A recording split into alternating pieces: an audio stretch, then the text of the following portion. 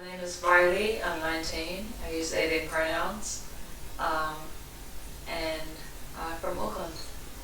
Got it. And what do you know about Help Auckland and how did you come to hear of us? I know Help Auckland is an organisation that works towards advocacy and support for sexual assault and abuse victims, but I first heard about them when I went to report one of my assaults, and I think the police had recommended Help Auckland to support me through the matter, so I had someone supporting me through the whole reporting process. Awesome.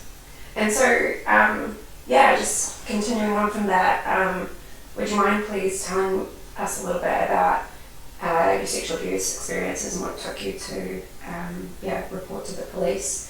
So just like how old you were at the time and what happened, just whatever you feel comfortable with sharing. The first time I was assaulted, I was probably about 12,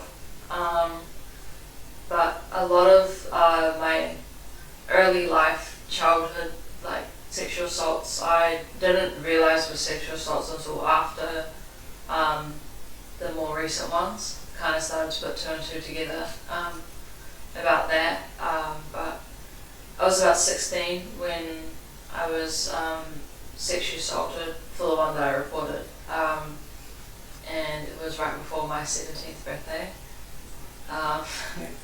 So yeah, it was a very difficult time for me, but yeah, I've experienced quite a number of sexual assaults throughout being a teenager, so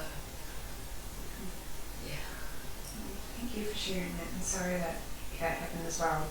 So, like, frequently, I mean, we're so young, especially before your birthday. It's okay. So how did this have you feeling? Honestly, I felt very outside of my body. It felt like my body wasn't mine anymore. And maybe it never was. Like I kind of just lost all like feeling of autonomy. And I felt very kind of just dissociated. Like this couldn't be my life kind of thing. Especially after it happens again and again and again. It starts to feel like this is like normal, and even as normal as it started to feel, it didn't get any easier to deal with. It just got worse, but it got worse before it got better. So. And at the time, did you think it was okay to seek help? For one of them, I tried to, but after that, I didn't try again. I didn't feel like my story mattered to the police or to the justice system. I didn't feel like I was going to get justice. So I tried my best to just kind of like hold it all in and just like carry on, but it didn't work out. I needed to get some kind of support, so I did that through community mental health and services like HELP. And so I guess that sort of touches on the question, in what ways have you sought to find a sense of healing following abuse? So I know you mentioned having therapy, but also reporting to the police and maybe what you're wanting to achieve through advocacy. I'd say probably one of the biggest sources of that healing was probably through finding community, finding people who understood the things that I'd gone through, whether it was firsthand or they just tried their best to understand, and having people around me that could empathize with me, and kind of like helped pull me from bedrock every time. So it was good to have people like that that worked really hard to help me, even if they didn't know how. I felt a lot less lonely. And yeah, I just really want to bring that feeling to other people. I want people to feel like if that happens to them, then they have people around them, they have support systems, and not everybody just has that in their life. So I want to bring that to people, that sense of community, because it's definitely not something you should go through alone at all. It's already a very isolating thing to go through. So kind of forcing yourself to be alone or not having people around you just kind of adds to it. So yeah, I just want people to feel like they aren't alone, that there are people who understand them, they can empathize with them, they can support them. And I want people to like be aware of what resources there are, because lots of people aren't.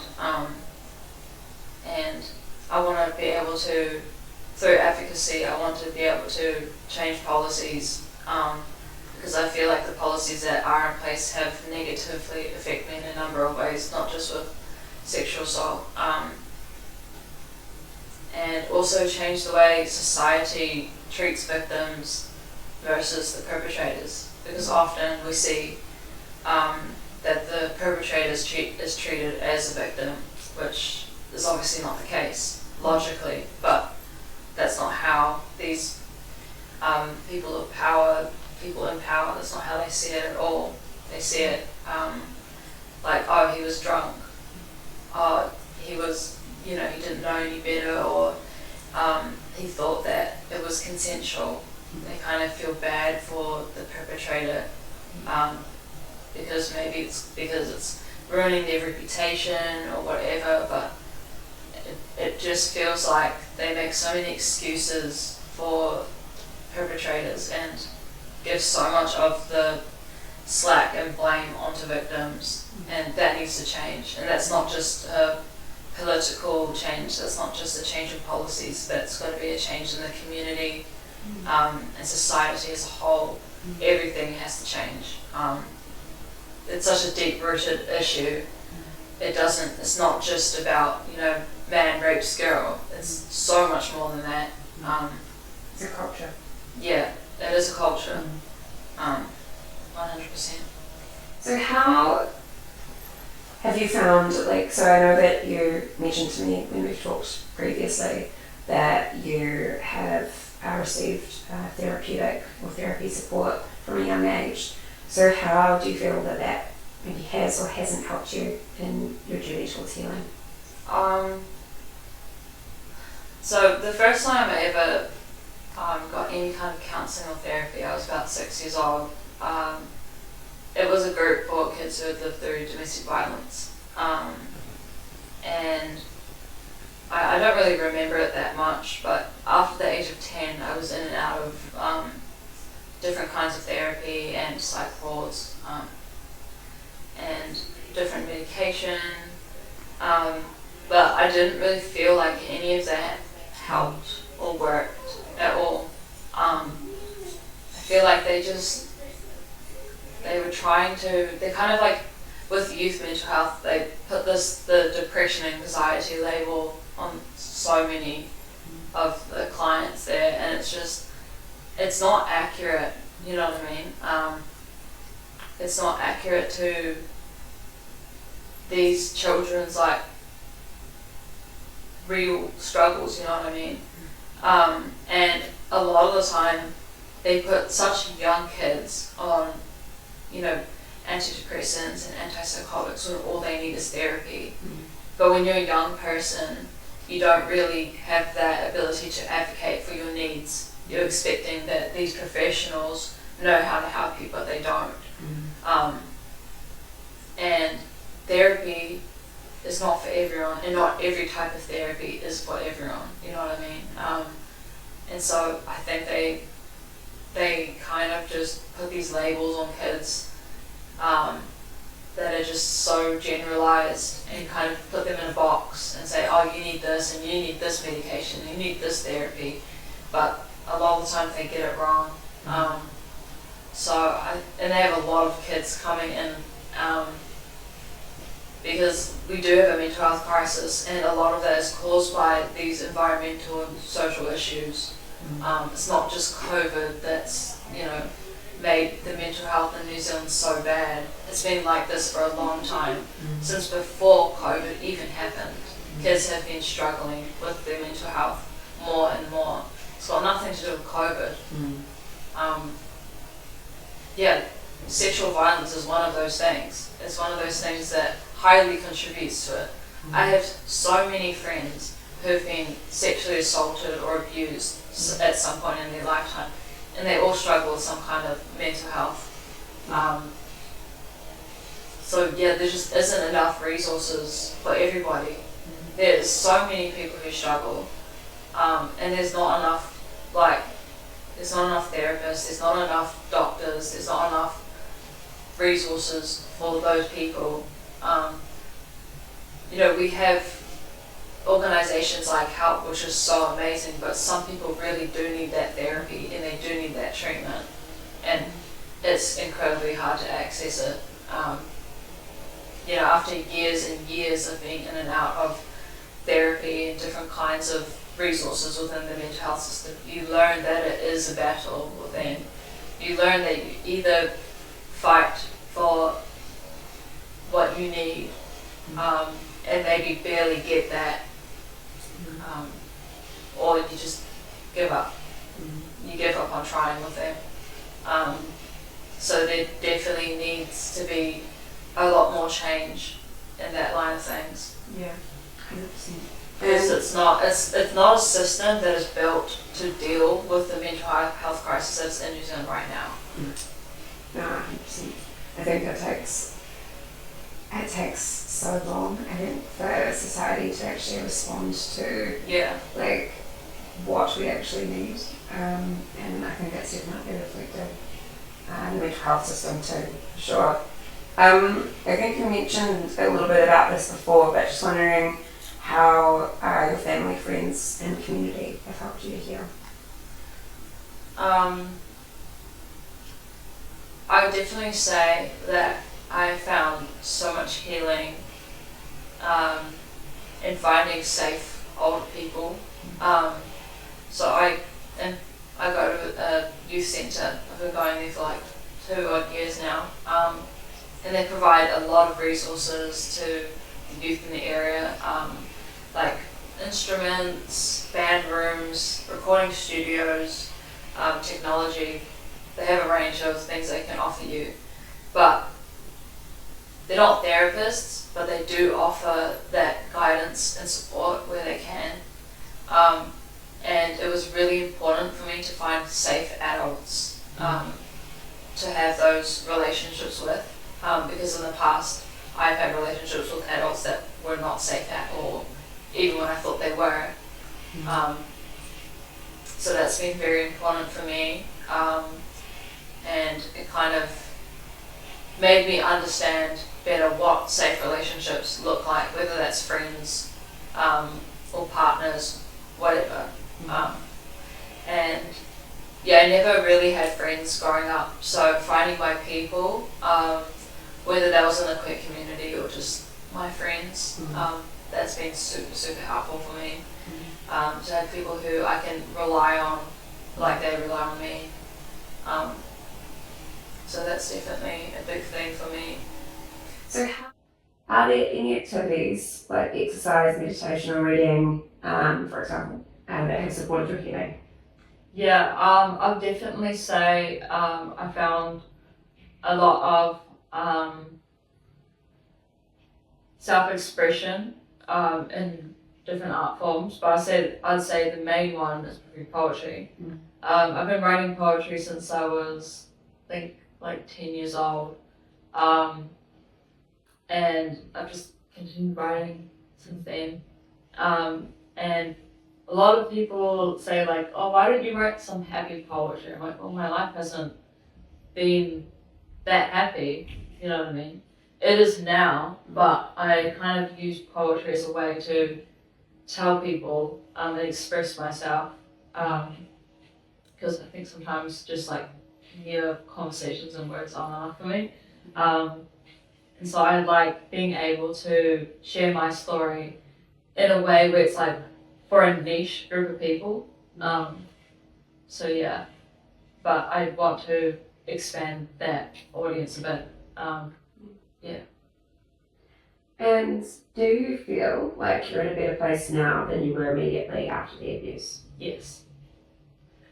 It definitely gets worse before it gets better, but I have a long way to go, but I am in a much, much better position now than I ever was in my life. So. And why do you think that free specialised support services for survivors of sexual abuse is so important? It's important because it's common. There's way too many people going through this for us to not provide these services for the community. We need services like this. It's important that victims and survivors get the support that they deserve and need, because without it, then society would be crumbling more than it already is. So these services are super, super vital. And what are some changes that you'd like to see in the space? I feel like there's quite a few. So yeah, that was in terms of like sexual abuse legislation, support services, or society's response to sexual abuse.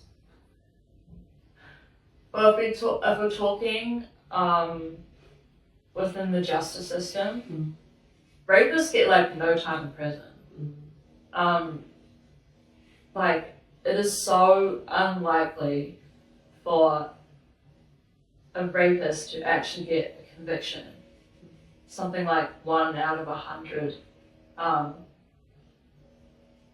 even when they do get a conviction, it looks like, home detention for 9 months. But drug dealers get like 10 years in prison? That doesn't make sense. It's not a violent crime, but we have people who commit violent crimes all the time, running free, doing whatever they like, learning that their behavior by law is acceptable. It shouldn't be that way at all. And if we're talking society, and if we're talking about society, to me, it all starts in childhood. There's so many factors involved in this issue. It's not black and white at all. Like even when I was in school, if a boy hit me or pulled my hair or touched me inappropriately, I was told not to tattletale. So already at a young age, I feel like we're teaching young boys that their unacceptable behavior is acceptable because they're just being boys. And that girls are telling fibs, that their voice isn't important, that what's happening for them doesn't matter, because they're all just kids. Just kids being kids. Yeah. Just boys being boys. Exactly. Yeah. I think that's why the We Can Keep Safe program, not to just speak to help services, but like teaching kids at such a young age, like what's okay and not okay to touch, and like teaching them the names of body parts so that there's not like the shame. Like I think it's like this idea that like vagina or a penis are like bad words. It's like how you need to communicate that someone's touched you in a way that's inappropriate when you don't have the words. Or you feel that sense of shame. And also, I think teaching the proper names, not pet names, proper names for anatomy is so important. Because if a child is sexually assaulted, is sexually abused, they're not allowed to use those pet names, otherwise it doesn't count. they don't see it, they can't use that information to lay a charge against perpetrators. They have to use the proper names, and if they don't have that knowledge, then they obviously can't give the right information. So that's super important that they have the right information about their bodies and about what is not okay.